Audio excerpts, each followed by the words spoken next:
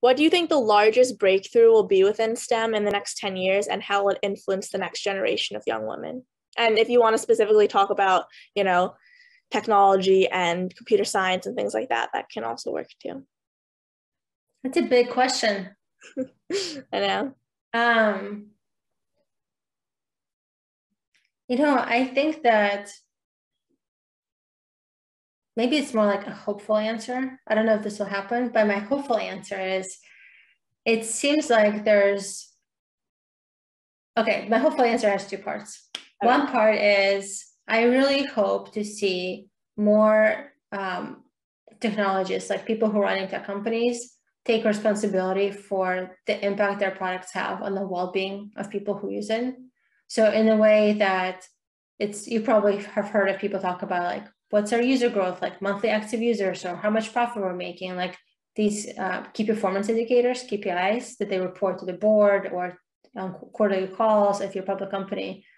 I would like to see well-being as being one of those KPIs. Mm-hmm. Can you imagine if every company was held accountable for the level of happiness it brings to people, or the level of like mental ease it gives to people? Like, that would be so amazing, right? In the same way, the environment is becoming an issue, right? Like more and more companies are being awake to the impact that the carbon footprint they make, and so on and so forth.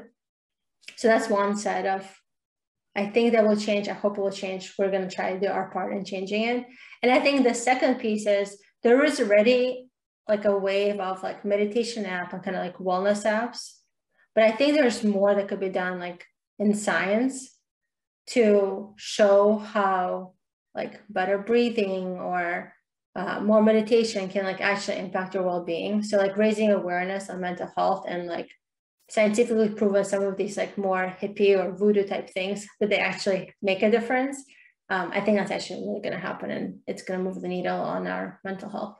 Yeah, no, I think both of those are great. And just focusing on social media's impact on mental health and happiness is something that needs to be talked about more, because it does have an effect, and sometimes it can be a very negative effect. And so I agree, just having companies actually focus on that and actually care about that for their users would be incredible. I think that would be really, really helpful. And it would, even attract more people to their companies, because no one wants to go to a social media website where they know they're going to feel bad. So, having the focus of a social media website be to uplift people and make people happy, I think that's something that everyone craves. So that would be awesome. Yeah. And so my final question is, what is one thing you wish you knew about STEM when you were little? And what is one piece of advice you could give to girls watching your interview today? One thing that I wish I knew when I was little.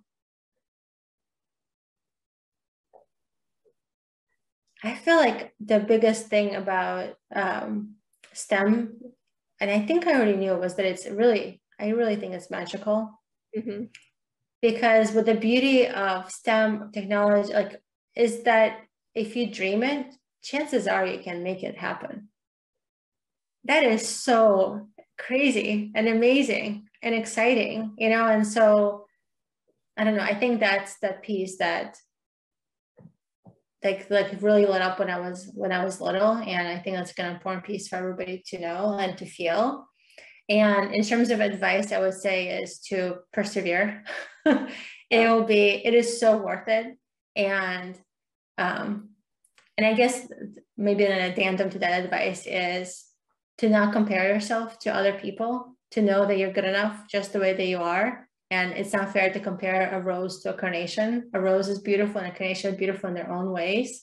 In the same way in STEM, like there's different ways of being in STEM, and we don't all have to be a certain way.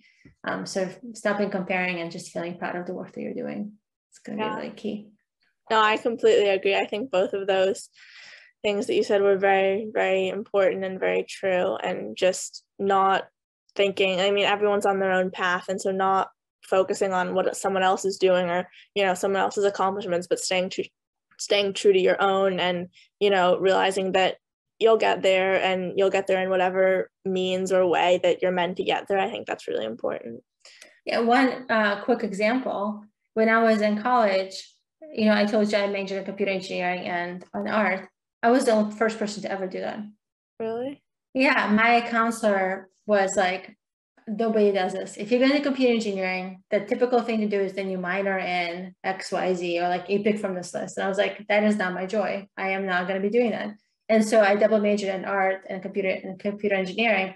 And as a result, like then I was able to get my job at Microsoft, where as a program manager, where I had to have more design skills as well as engineering skills. If I didn't do that, that probably wouldn't lead me on the path that I was doing now. Yeah. So carving your own path and being true to who you are is so important to finding ultimately like what is your genius, what is the thing that gives you the most joy.